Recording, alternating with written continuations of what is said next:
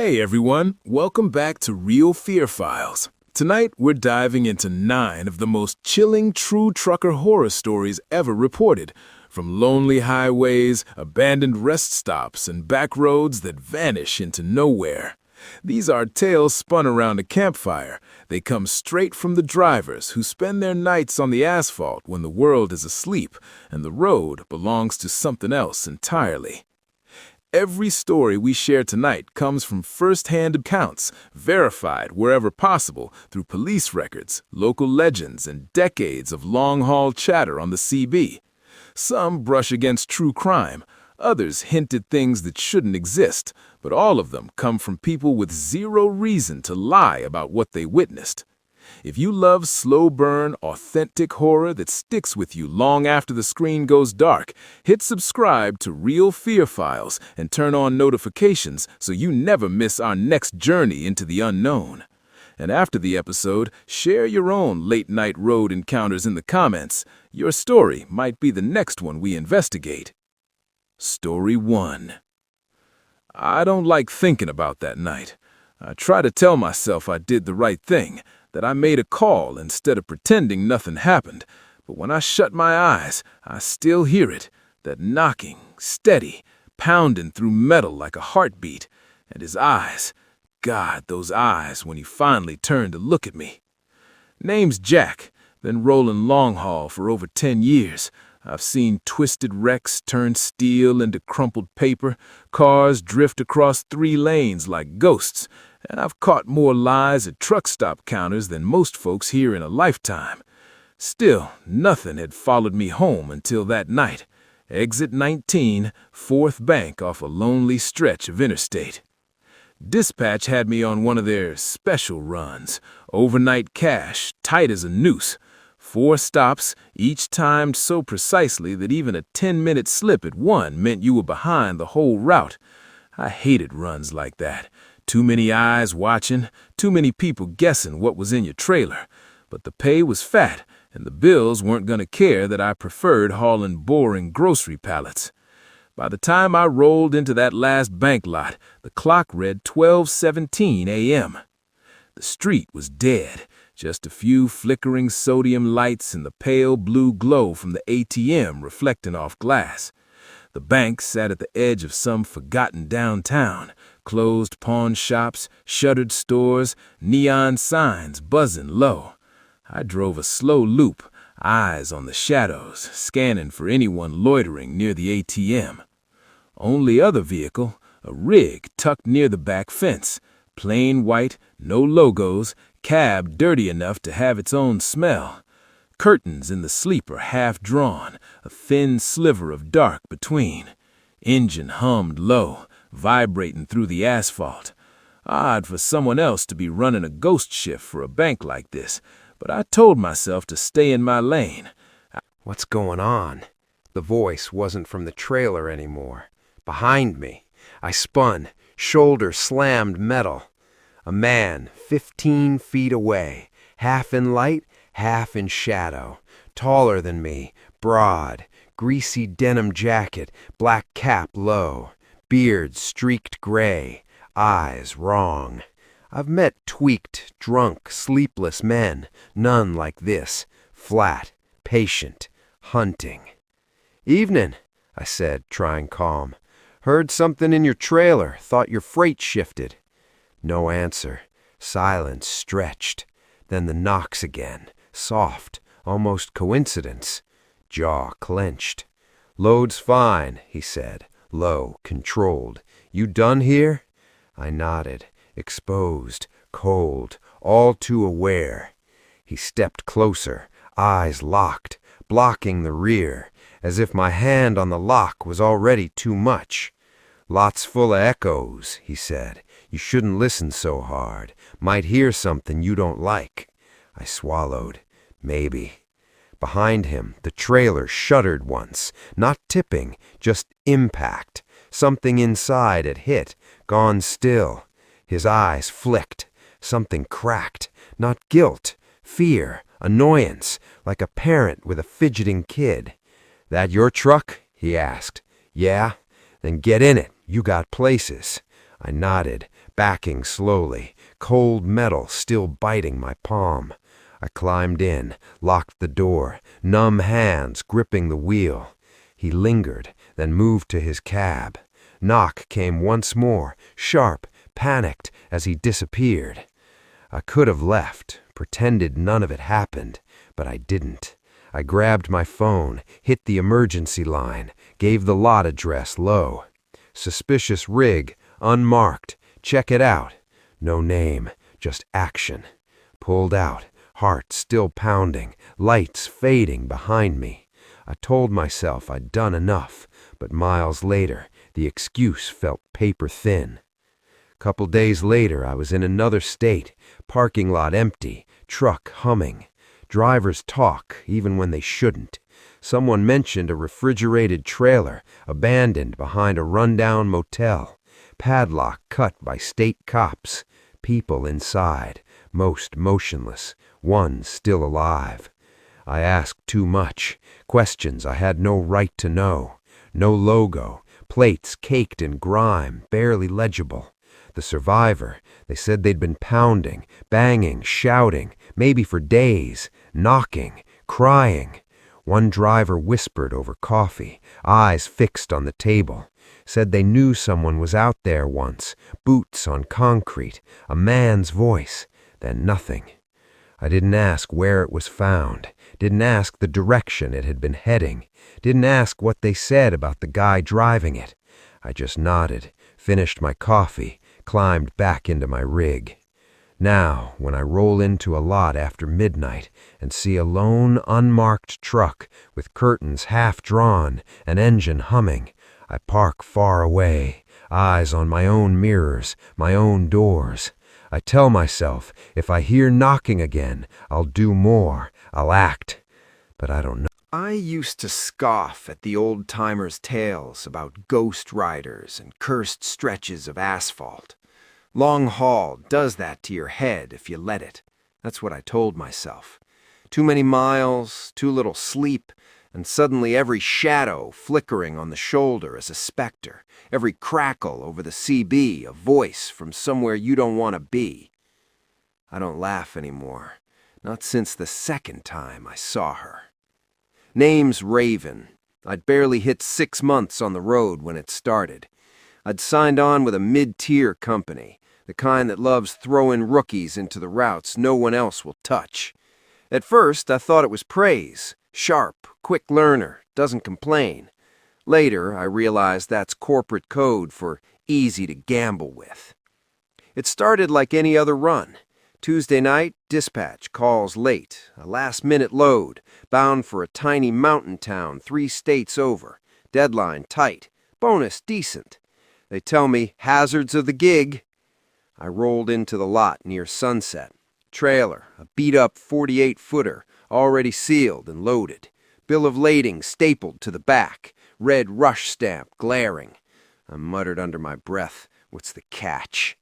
The night dispatcher smirked. Catch? Nobody touches that corridor. Windy roads, no chain stops past mile 90. Parking's mom-and-pop lots older than your tires. But you're tough, right? Better than the old dogs? I should have caught it then. The way he dodged my eyes, the quick pivot to fuel and schedules. I didn't. Signed the papers, grabbed my keys. Just another night on the road, I told myself. The first few hours were smooth. Interstate lights fading behind me, 6 lanes giving way to 2, twisting through low, dark hills. Dash clock ticked 11:17 p.m. Last good stop vanished from my mirrors. Sky above, pure black. Nothing but headlights cutting a narrow tunnel. Past mile 60, the fog rolled in. Not creeping, not gradual. 1 second clear, next second I was driving through a gray wall. 10 truck lengths ahead, high beams bouncing back at me, blinding. Low beams only. 10 under the limit, slow. And then I saw her. At first, just a vague shape hunched against the cold shoulder. Slowly, details snapped into focus. Young woman, early 20s, denim jacket soaked dark, legs bare under the hem, city flats where boots should have been. No bag, no phone, no thumb out. Company policy screamed at me. Hitchhikers were off limits, and alone in a cab, I had extra reason to ignore her. But when the lights hit her face, I saw teeth clenched, lips gray. She'd been standing there for hours. Against my better judgment, I eased onto the shoulder, hit my foreways. She didn't flinch, stayed perfectly still, watching me. Stomach knotted. I cracked the window. "Need a ride?" I yelled over the rain hiss. She nodded, slowly. Up close, she looked wrong. Not monstrous, just out of time. Clothes outdated, patches faded, eyes pale, red-rimmed like she'd wept herself raw. "Where you headed?" I asked. She stared past me, eyes fixed on the road ahead. Through the pass, to the other side. One heartbeat. Then I opened the passenger door. "Hop in." No words, just a ghostly fluidity, like she'd done this 100 times. No smell of wet clothes, no chill from rain, nothing. Didn't register until later. Truck back in gear. We drove. Rain tapping, wipers ticking, silence heavy. Glances stolen, hands folded, shoulders rigid. Darkness clung around her edges. I broke it. "Name?" She paused. "Lila." "Raven," I offered. "You from around here?" "Was," she said, fingers tightening. "Before?" I almost asked. She spoke first, whispering barely above the defroster. "Do they still talk on that thing?" Nodded toward the CB above the windshield. "Sometimes. Not like before." "Channel 19, mile marker 142. Her eyes stayed on the fog, gut cold. "That's a ways up," I said. No answer. 10 miles crawled like an hour. Eyes flicked to the radio, waiting, hoping. No wreck now. Not anymore, she said. Flat pleading gone, a new edge creeping in. That's what they told our mothers. CB squealed. Cab filled with overlapping screams, distant but rising, tangled voices stretching into a long note. Then cut. Radio dead. Fog thinned, seat empty again. This time cushion soaked, dark liquid seeping down mat. Smell of burned plastic lingered for miles. I hauled the rig off the mountain without flipping it. Delivery made, paper signed. Didn't tell dispatch, other drivers, nobody. Who believed echoes of something 15 years old? That girl and the others had died before I even got my CDL. Later, I dug accident databases. Finally found it. Car full of college students, mostly girls, went off that pass, rainy night, nearly 15 years prior. Vehicle caught fire on impact. One girl called for help, line dropped before location confirmed. Responders arrived too late. Witnesses later reported static, voices on CB around mile 142 for months. Nobody understood them. Just, please. Road forgot. I haven't. I don't run mountain passes anymore. Stick to short flatland hops to get me home. Midnight, CB stays off. Drivers think I'm dodging chatter. Truth is, if I flip it on, mile 142 will speak again. Thin, breaking, desperate, asking if anybody can hear. And if I answer, I don't know if I get to drive away. Folks in this line of work love to act like we don't spook easy. We talk big about black ice, sketchy neighborhoods, and hazmat ones through blizzards like we're untouchable. But every veteran I rode with had the same rule, whispered like a curse.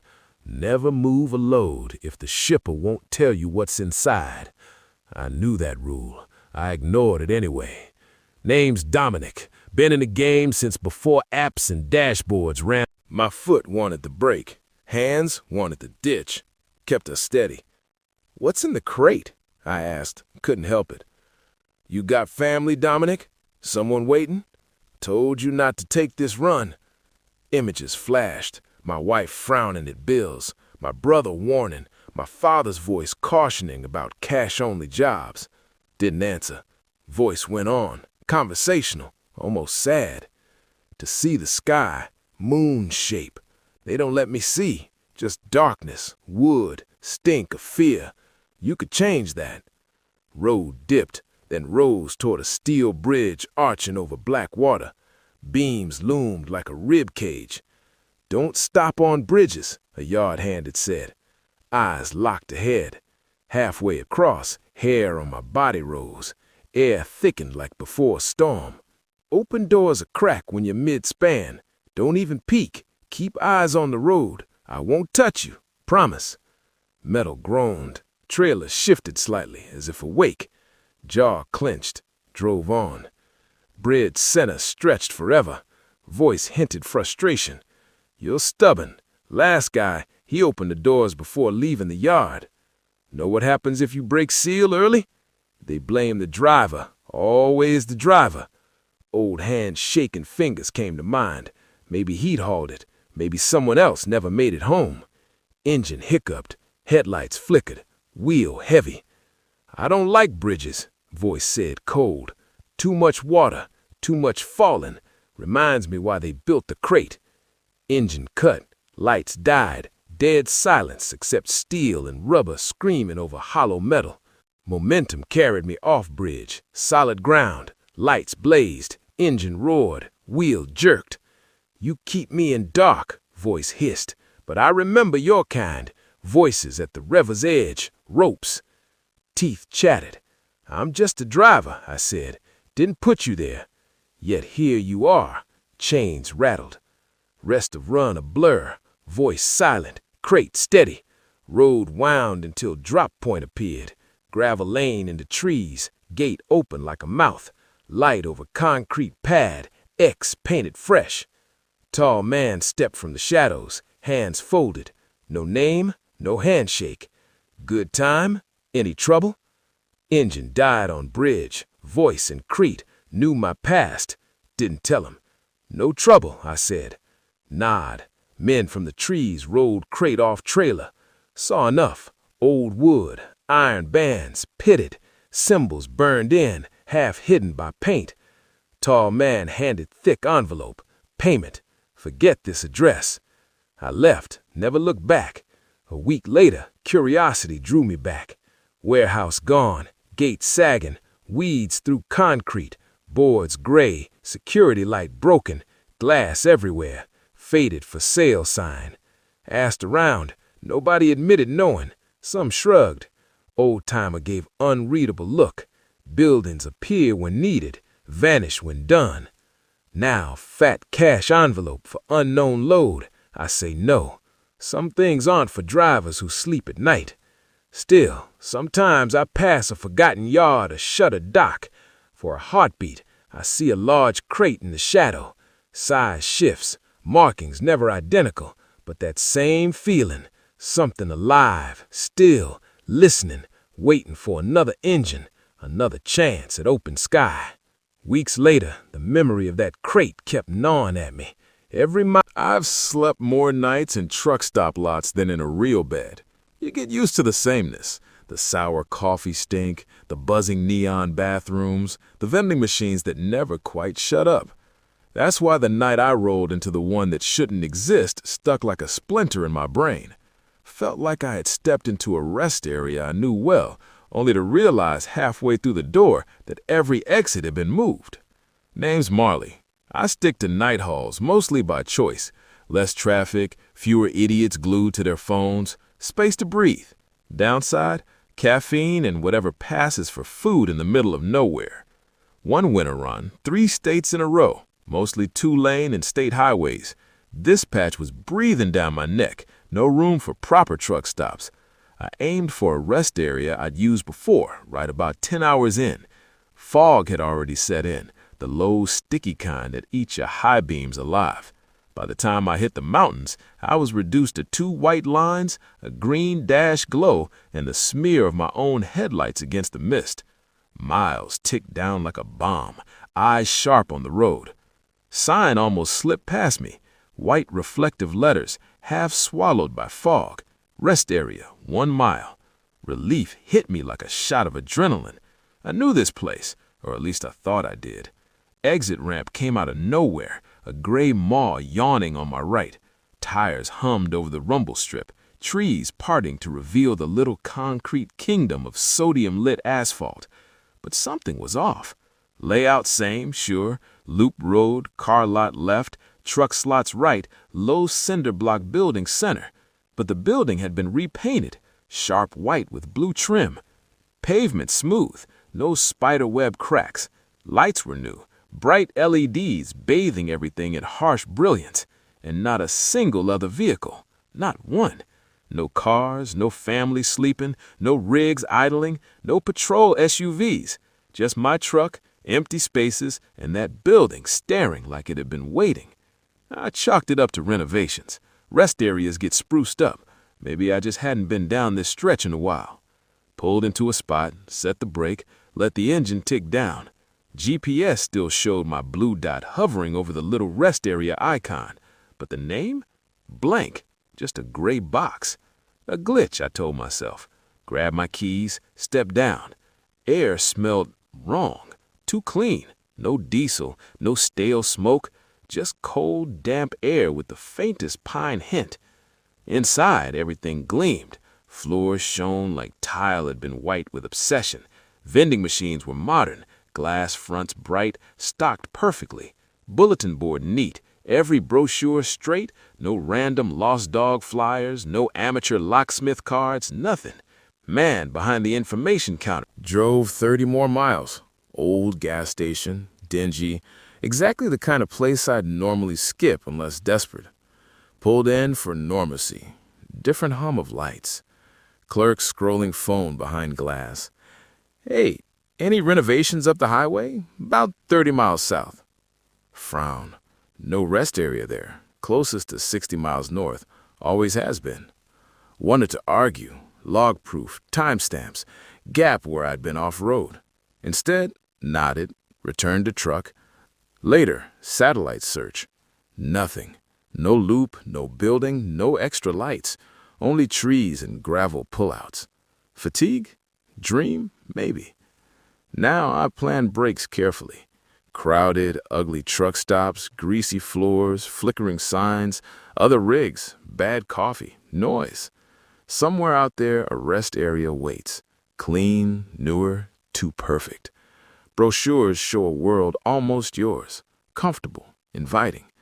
But if you linger too long, the highway back isn't yours anymore. I keep thinking about that night. The memory gnaws at the edges of sleep. The way it creeps back when I'm on long stretches with nothing but headlights and fog. Since then, I never pull into a quiet, perfect rest area without a hard second thought.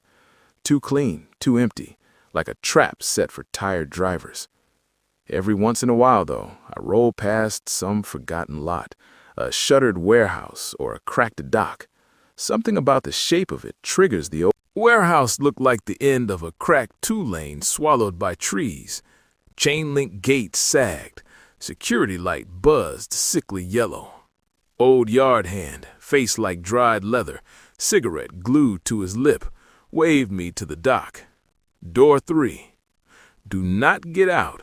Do not look once closed. Straight through. No stops on bridges. You hear me? I laughed nervously. Anything else? If you hear something asking politely, ignore it, he said. Voice flat, cold. My hair stood up. What am I hauling? You're hauling a crate, that's all. Take the money, run the miles, forget the address. I should have walked. Didn't. I backed up, engine idling. Felt the subtle jolt as it settled on my axles. Paperwork came. No weight, no contents, just special handling. First hour, uneventful. Fields and dark towns blur. Trailer felt planted, heavy in a way that didn't shift with curves. Around 2 a.m., road narrowed, forest closing in. Radio off. That's when I heard it. Not a bump, not a rattle. A voice, soft, clear. Open doors a crack, it murmured. You won't even have to look. I gritted teeth, eyes on the far end. Halfway across, air tightened. You're stubborn, it said. Last driver opened doors before leaving yard. "Do you know what happens when you break the seal early?" I whispered. "They blame the driver, always." Engine coughed, RPM dipped, headlights flickered, steering heavy. Voice cold now. "I don't like bridges. Too much water. Reminds me why they built the crate." Engine died. Dash dark. Only sound, steel and rubber screaming over hollow metal. Momentum carried us across. Solid ground. Lights roared back. Wheel jerked as power returned. "You keep me in the dark," it hissed. No warmth. "Yet here you are." Rest of run a blur. Trailer steady. Gravel lane, open gate. Small concrete pad with a fresh white X. Mirrors empty. Cab empty. "Who's there?" My voice cracked.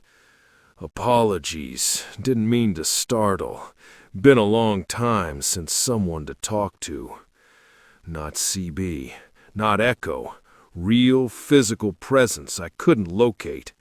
Yard hands warning clicked. Ignore polite voices."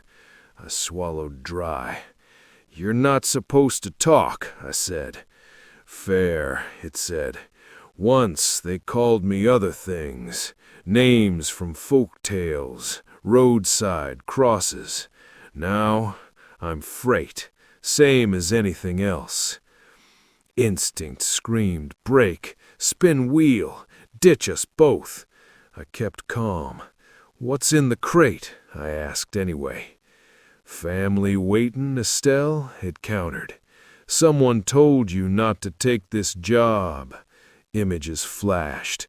Kitchen table, numbers, brother warning, father's voice from years back. I said nothing.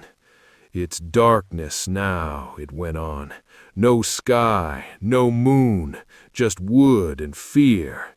You could change that." Road dipped. Bridge appeared. "No stops on bridges," yard hand had said. Air thick, like a thunderstorm about to drop. Trailer groaned, shifted slightly. "Open doors a crack," it murmured. "You won't even have to look." I gritted teeth, eyes on the far end. Halfway across, air tightened. "You're stubborn," it said. "Last driver opened doors before leaving yard." "Do you know what happens when you break the seal early?" I whispered. "They blame the driver. Always." Engine coughed. People think I'm too old to get rattled by shadows on the highway. That's what they expect from a driver who's logged decades behind the wheel. But the truth, it's not the things I see out there that shake me anymore. It's what I hear. One voice in particular, a voice that should have faded years ago, still drifts through the static on certain nights when I'm dumb enough to flick the radio on. Name's Malcolm. I didn't vanish. That grim honor belongs to a younger driver we all called Cal. Fast riser in the company, hungry for miles, for overnight runs, for proving he could handle it all. We used to crack jokes on the CB between midnight and dawn just to break the long stretch of lonely blacktop. That night started like any other. Early fall, storm crawling in from the west, rain lashing across the stretch of interstate we both knew like the back of our hands. I was an hour ahead at Cal, hauling steel so heavy the truck felt alive under me. He was behind, light load, and every now and then his voice cut in, checking conditions, sharing updates. "Road slick in the dips," I warned. "Mile marker 80, watch it." "Copy that," he said. Bright, but I could hear the edge of exhaustion in him. "Still gotcha," I answered. "They followed me into the rest area," he whispered. "Pulled up behind me, just sat. Left when I left. Now, same spot, same distance, same lane." A shiver ran my spine. "You gotta look at 'em," I said. "No," he said. "High beams never on. Can't see the grill in the mirrors, just light, too bright to see past." I told him what any rational person would. Next exit, big truck stop, park under lights. If they hang, call it in. He agreed, aiming for a well-lit place 20 miles up. "Probably nothing," he muttered. "Maybe I'm just tired." "Probably," I said. "But don't be a hero. Gut says off, listen." Channel went quiet. Rain hissed through static. I hit my exit, rolled into a spot, shut it down. Inside, bad diner coffee, half listening to weather chatter. "There's somebody standing in the lights," he whispered. "Edge of beams, silhouette, arms too long, no face. Wrong." "Keep driving," I snapped. "Troopers can meet you. Hazards on, right lane." Another tap over radio. Closer. He sucked in a breath. "They're knocking on the doors," he said. "Back of trailer. Same pattern, deliberate, slow. Sounds like you. Sounds like you asking to be let in." Cold slid down my spine. "Buddy, I'm an hour ahead, parked at a diner. You're just hearing things." "They're saying my name," he whispered. "Your voice, my mother's, voices I don't remember but should. Asking so nicely, 'Please, Cal, let us in. Cold, been behind so long.'" Static hissed. Heart slammed. I opened mouth to tell him, "Brake, stay put, block lane if necessary." Static roared. Then, faint beneath it, "Okay," he said. "Okay, just for a second." Channel went dead. I tried him, 10 minutes. Both times I slammed the radio off so hard the plastic clicked. Some things out here you don't answer. Some knocks you pretend you never heard. Because if he's still out there, between the white lines and the dark, I don't think he's looking for help anymore. I think he's looking for someone to ride behind. Since that night, I've told myself stories to keep sane. It was just fatigue, just imagination. But my gut knows better. Some stretches of asphalt carry ghosts that don't care about caution lights or CB etiquette. Some nights, the highway doesn't forgive curiosity. Name's Estelle. I haul mostly overnight. Fewer idiots on their phones, lighter traffic, more room to breathe. But that also means living on caffeine and whatever counts as food in the middle of nowhere. One winter run, long hauled across 3 states, nothing but state highway after the first couple 100 miles. Dispatch had me on a clock that left no margin for proper stops. I aimed for a rest area I'd used before, 10 hours in. Familiarity breeds comfort, or so I thought. Fog hugged the road, low and thick, devouring high beams. By the time I reached the mountains, the world narrowed to 2 white lines, green dashboard glow, and a faint smear of my headlights across the mist. I counted miles, ticking down like a bomb. Almost missed the sign. White reflective letters half swallowed by fog. Rest area 1 mile. Relief hit. I knew this place, or so I believed. Small loop, limited truck parking, older building, decent bathrooms. A little island in the dark. Exit ramp yawned open gray and sudden. Tires hummed over rumble strips. As I slowed, trees fell back to reveal the rest area, all concrete and sodium light. Except it wasn't right. Same layout, yes. Loop road, car lot left, truck spaces right, cinder black building center. But the building looked freshly painted, bright white with blue trim I didn't remember. Pavement smooth, not cracked. Lights tall, even, LED harsh. Empty. Not a single car, not a rig, not a patrol SUV. Just me and the building, waiting. Walk to truck, hard in throat. Rig moved closer to building, angled. Door half open, darkness inside. Lot still empty. Fog pressed just beyond light. "Hey," I called, voice proving I still existed. Nothing. No insects, no distant road hum, just perfect lights humming. Steps felt stretched, distance never shrinking. The door handle shook in my hand. Cab dark, familiar shapes, wheel, seats, air freshener, no one inside. Locked, started engine, systems green. GPS back, blue dot blinking. Rest area icon gone. Truck on unbroken highway, no turnout, no side road, heart pounding, rolled toward exit.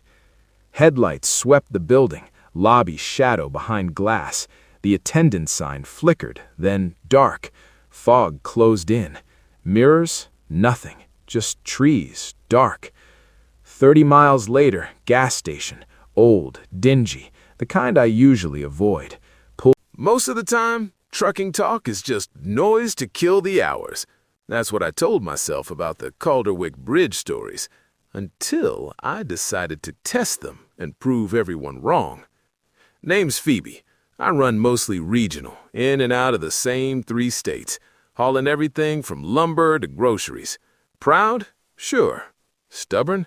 Definitely. The bridge is an old 2-lane steel skeleton on one of my regular routes, narrow, sagging in the middle, with a river beneath that looks like black glass when the night swallows the light. Locals swear trucks crossing loud draw bad luck. They say if you make noise up there, the bridge takes something from you. Most drivers hum it off. Why not humor a story when it costs nothing? I first heard the full tale in a greasy diner near the yard, cradling a cup of coffee that tasted like motor oil. An old guy, Percy, leaned over from the next stool and nodded at my route sheet. "You running 47 tonight?" he asked. "Yeah," I said. "Bridge and all. Why?" He smirked. "Do yourself a favor. Kill the Jake on the span. Don't lay on the horn. And for God's sakes, don't stop dead center." The sound exploded from the stacks, bouncing off the steel like a trapped beast. Sharp, ugly, echoing in the narrow space. I even gave the air horn a quick blast, more for myself than anything. No one was around. No houses close enough to complain. Just me, my rig, and that bridge. Halfway across, everything stopped. Not the truck, not exactly, but the engine cut out so fast it felt like the world hit pause. Dash went dark, radio died, cab went silent, even the hum of tires on steel stilled. For a second, I floated in absolute quiet. The only sound was the faint rub of rubber on metal, my own breath hitching in my throat. I've lost engines before. This was different. No clicks, no alarms, no snapping relays. The world itself had been muted. Air thickened like a storm waiting overhead. Hairs stood up under my jacket. Hands clenched the wheel hard enough to hurt. I steered using muscle memory alone, keeping the rig centered. Then a voice whispered right beside my ear. "You are not the first to scream at me," it said. "You are just the latest." Not male, not female, like wind through steel, tires skidding on wet metal. Every noise the bridge had ever swallowed ground down into one thin thread. Couldn't tell if inside or outside the cab. Felt like it was in my bones. I tried to speak, curse, pray. Mouth moved, but no sound. Pulse thundered. World shrank to the guardrail's reflective paint. Headlights dimmed in the fog, and the whisper slid along. "Do you know what it sounds like when they don't slow down, when the slick hits, when the trailer jackknifes?" Images slammed in, unbidden, a truck sideways. A few days later, another driver rolled into the same diner, pale, hands trembling on his cup. "Hear about the wreck on County Road?" he asked anyone who'd listen. "Livestock run, engine died in the middle of Calderwick, lost power. Trailer slid, went through the rail." The diner went quiet. Percy caught my eye, held it too long. Outside, alone later, he said, "Bridge takes what it's owed. Cross quiet, show respect, maybe it leaves you alone. Make it scream, it remembers. Sometimes it takes small, sometimes whole rig." "Why do people still use it?" I asked, voice shaken with anger. "Because it's there. Detours longer. Fuel costs money. Everyone thinks the bad luck's for someone else. I still run that route. Few choices if you want the work. Every time I see the steel rise from fog, hand hits Jake switch by reflex. I flip it off long before tires touch metal. Roll quiet. No horn, no brake chatter. Engine a hum no one can hear. Whisper, 'Easy now, just passing through.' Somewhere." A pause, then quieter. "Think I'll push a bit further. Feels like someone's been riding my bumper for an hour. Need some space." Habit made me glance in the mirror, even though I knew he was behind me somewhere. Traffic's light, let 'em pass. That's the thing, he said. They don't. He explained. Headlights settled in behind him after his last fuel stop. Not aggressive, not flashing, not overtaking, just pacing him. Same distance, same lane. When he sped up, they sped up. Slowed down, same. People do that, I said. Often don't even notice. Maybe, he said, just weird. They had a chance to pass behind that slowpoke, but stayed put. We left it there. I guided him over a crosswind exposed overpass. For 20 minutes, talk drifted to nonsense. Old jokes, dispatch gripes. The storm worsened, rain hammering the roof, wipers fighting the deluge. Then his voice returned, tight. "Malcolm, you still got me?" "Still here," I answered. "What's up?" "They followed me into the rest area," he whispered. "Pulled up behind, then just sat. When I left, they left. Now, same spot, same lane." Shiver crawled down my spine. "You gotta look at them." "No," he said. "High beams never on. Can't see the grill. Just light. Troopers can meet. Hazards on. Right lane." Another tap. Closer. Breath sucked in. "They're knocking on the trailer doors. Hear it? 3 slow, deliberate knocks. Same pattern." "It sounds like you," he said, voice breaking. "Sounds like you back there, asking to be let in." I froze. I was an hour ahead, parked at a diner. "It's just static. You imagining it." "They're saying my name," he whispered. "In your voice, Mom's voice. Voices I don't remember but should. Asking nicely. Please, let us in. Cold out. Been behind you so long." Static hissed. Heart slammed in ears. I opened my mouth to tell him to pull the tractor brake, block a lane if needed. Static roared. Then, faint under it. "Okay," he said. "Okay, just for a second." Channel dead. Tried to raise him. 10, 20 minutes. Other drivers chimed in, curious. I couldn't explain without sounding insane. Eventually, I called Highway Patrol, gave his handle, rough location, details. Hours later, they found him. Truck parked on empty turnout. Engine off, hazards off, lights out, trail. There comes a point out here where every mile blends together. Same ramps, same grimy motels, same ugly orange street lamps spilling into the cab at 3 a.m. After a while, you start to wonder if you're looping the same stretch over and over, just tricking yourself into thinking it's different. I used to laugh at that thought, used to think it was just a joke. Then one night, I detoured and stumbled onto a place that made me reconsider. Name's Lawrence, and I'm closer to hanging up my keys than to my first solo run. I've hauled through every kind of weather this country throws at you. Snow, heat, wind, rain, you name it. Broken down on mountain passes, stranded in desert heat. I've slept in cabs, grimy motels, and on break room couches. Through it all, one rule stayed. Know where you are, know where you're headed, and know how to get back. That night started with a wreck. Big one, right on my usual interstate. I was late already, hauling dry goods with a window so tight I could feel dispatch breathing down my neck. Overhead sign flashed major pileup at mile marker 180. Traffic alerts pinged my dash like urgent Morse code. My GPS chimed, suggesting a detour that would save time. Normally, I wouldn't trust it. Half the time, GPS reroutes are fine for cars, hell for a 53-foot rig.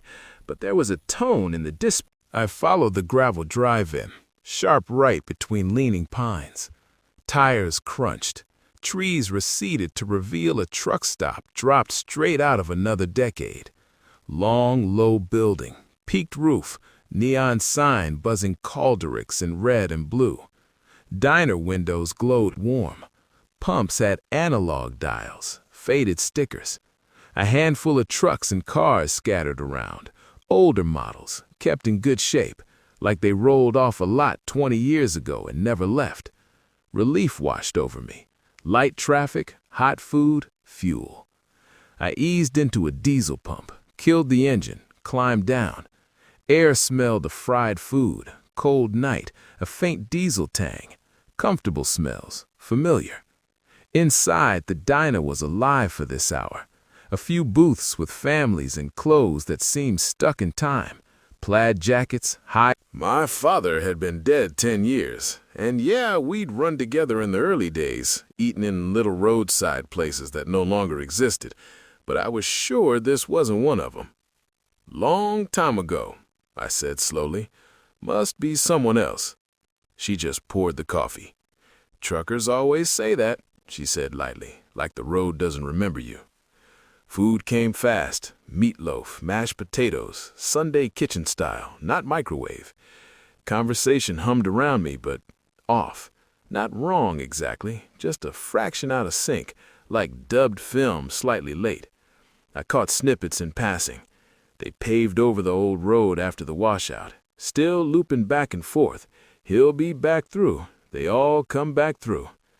I glanced at my watch. Felt like 20 minutes, but almost an hour had passed. Truck clock agreed. Low fuel worry prickled again. "Can I get my fuel squared away?" I asked the waitress. "Already taken care of," she said, nodded to the window. "Pump reset when you pulled in. Tank's full. Just settle your check and go. Long drive tonight." That made no sense. I hadn't swiped, flipped, or touched anything. Outside, the gauge read full, pump numbers at 0, felt untouched. Back inside to pay. Cash only, same as always. Receipt date smudged, year looking more like a 4 and 7 than anything in the 21st century. "Hey," I said, but the man at the register had already turned, talking to another customer. Back in the cab, and after that night, the road never looked the same.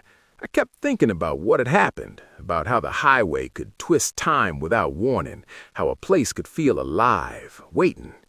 Every time I hit that stretch again, my eyes scanned the signs like they might flicker in the corner of my vision.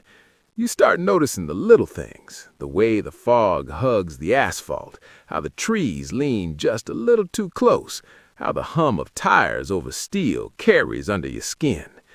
That's when I realized it's not the distance that messes with you out here, it's the gaps, the spaces between 1 mile and the next, the empty stretches that make your mind fill in shapes. Name's Phoebe. I used to think the stories about Calderwick Bridge were just talk, drivers passing time, trading ghost tales over stale coffee and static-filled CB radios. I was stubborn, proud even. I wanted to prove them wrong. Run loud, run fast, and show no respect. I ran regional, the same 3 states over and over, hauling everything from lumber to groceries. The bridge was narrow, steel, sagging under years of traffic, the river beneath black as oil at night. Locals whispered about bad luck. Trucks that made noise, they'd take something from you, they said. Most drivers didn't bother. They humored the story in silence, rolled across quiet. I first heard the full story at a greasy spoon, clutching terrible coffee before a midnight run. An old-timer named Percy leaned over. "You running 47 tonight?" he asked, nodding at my route sheet. "Yeah, bridge and all. Why?" He smirked. "Kill the Jake. Don't lay on the horn. And for God's sakes, don't stop dead center to gawk. What happens if I do?" He leaned in, lowering his voice. "Phantom toll collector jumps out. You won't feel it at first. That's the trap. Cross loud, cocky, and someday something gets taken. Maybe your sleep, maybe your nerves, maybe someone you love." He stirred his coffee like the bridge remembered everything, the last truck that screamed across it. I asked him to explain, but he just shook his head and went back to breakfast. Others stayed quiet, avoiding the topic. I left feeling like a rookie outsider. That annoyed me more than it should have. A week later, dispatch sent me down that route again. Pre-dawn grocery run. Clear skies, light fog, no traffic. Percy's warning came back in my head. Kill the Jake, roll quiet. Instead, I hit the switch the opposite way. By the time the bridge rose out of the darkness, engine brake ready, the river beneath was just black glass. First tires hit the metal plates, clang, hollow, like the bridge was singing. I downshifted, let the Jake roar, even blasted the horn to prove a point. Nothing else around, just me, the truck. I'd driven the region 30 years, never heard of it. Rationalized as forgotten roadside relic. Gravel drive, sharp right, long low building, peaked roof, neon buzzing, pumps analog, trucks old but pristine. Relief washed over me. Inside, families and drivers in clothing stuck decades back. Music old rock. Waitress in pale blue, hairpinned like my mother's youth. Top you off, hun? Sure, sliding into a booth. Been here long? Since '54, I said. Long as I can remember. You know that, she said. You and your daddy sat right here. He liked a peach pie. My father dead 10 years. We'd eaten at tiny vanished diners, but not this one. Long time ago, I said. She just poured coffee. Truckers always say that, she said. Food hot, fast, meatloaf, mashed potatoes. Conversation offbeat, slightly delayed like a dubbed movie. Clock twisted. 20 minutes felt like an hour. Low fuel light blinked. Fuel squared away? Already done, she said. Pump reset when I pulled in. Cash on. Name's Hank. Been hauling across the Midwest for more than 30 years, and I thought I'd seen it all. Tornadoes, black ice, trucks sliding off the road. Hell, I've even had a deer smash through my windshield. But nothing prepared me for the night I met the white rig. It started like any other late fall run. Dark sky, fog creeping off the river like smoke, and me chasing the clock with a load of frozen meat. Mile markers blurred as the interstate stretched on, empty except for the occasional semi lumbering ahead. The radio was dead, static-filled, like it couldn't decide if it wanted to work. Typical night. Somewhere around mile marker 112, I got the first sense something was off. A truck appeared behind me, headlights too bright, almost glowing. Not the normal dim yellow of a rig's beams. This light was sharp, white like it cut through the fog. My mirror showed it keeping pace, never flashing, never passing, just following. Just another driver, I muttered, but my gut didn't buy it. I've been behind enough wheels to know the feel of a truck pacing you. This was wrong, too precise, too quiet. I tried to shrug it off, hit the engine brake hard, let my stacks roar, and even gave a short blast on the horn. No reaction. The light stayed glued to my back, sliding over the trailer like a ghost. The wind picked up, cold, biting through the cab, and I felt my spine crawl. "Okay, Hank," I said to the empty cab, "maybe you're just seeing things." I found a truck stop. Not fancy, not even modern, just a handful of rigs parked under flickering sodium lights. I killed the engine, jumped down, and glanced over my shoulder. Empty. No glow. Nothing.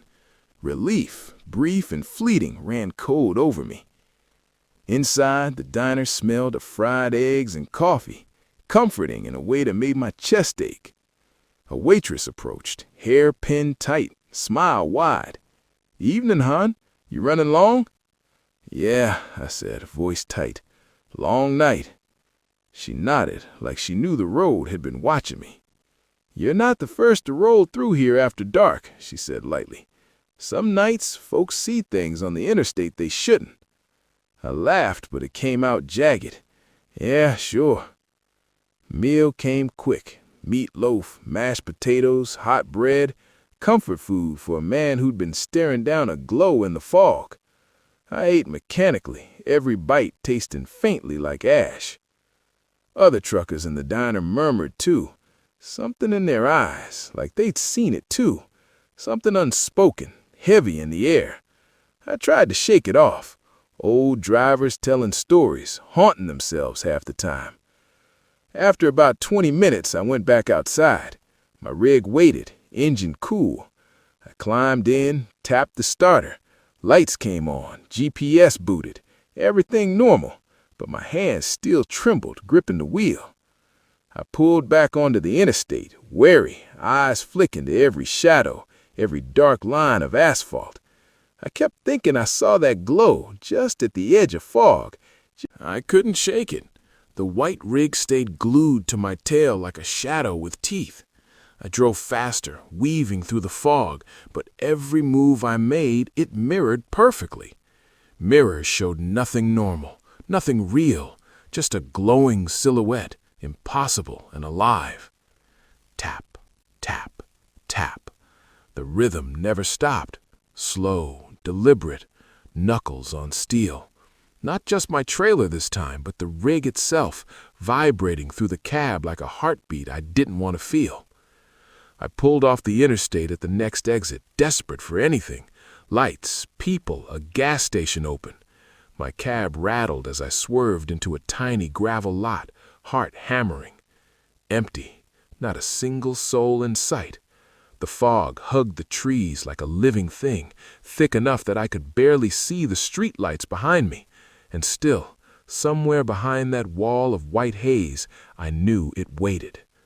I killed the engine, listened. Only the wind and the faint hum of my idling lights. Then, tap, tap, tap. The sound came closer, but no lights, no shape.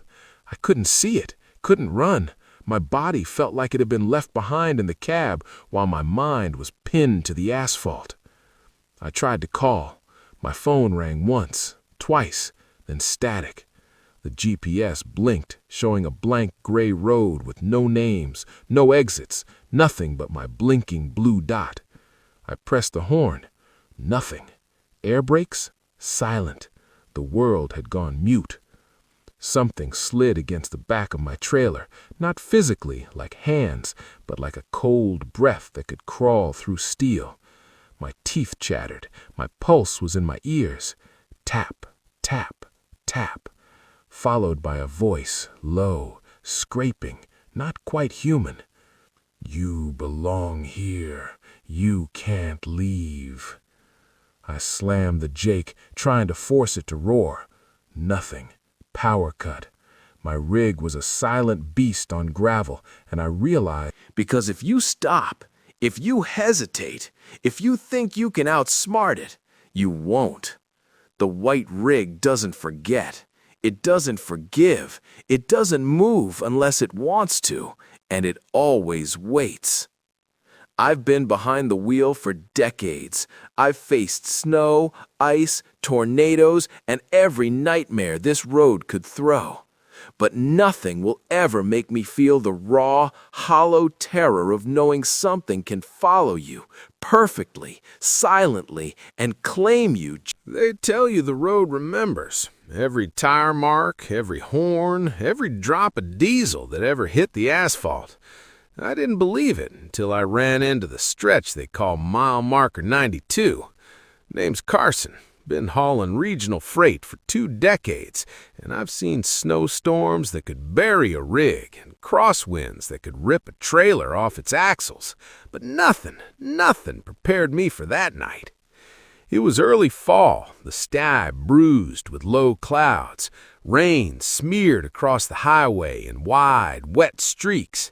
I had a load of electronics, temperature sensitive, so I kept the rig moving steady. Traffic was sparse, just the occasional semi, lights dimmed through the mist. I was cruising when my CB crackled with a new voice. Not any voice I recognized. Low, rasping, almost metallic. "Carson, you still there?" Static hissed. I froze. I wasn't one of the usual jokers on Channel 19. I replied cautiously. I kept driving, trying to shake it off, but the fog thickened, curling in around my cab like a living thing. The rain hit harder, drumming against the roof like it was in sync with the tapping.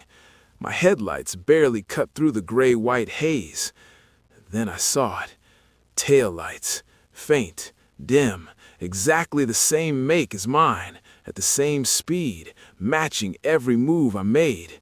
My stomach dropped. There was no truck that should have been there, but the lights followed.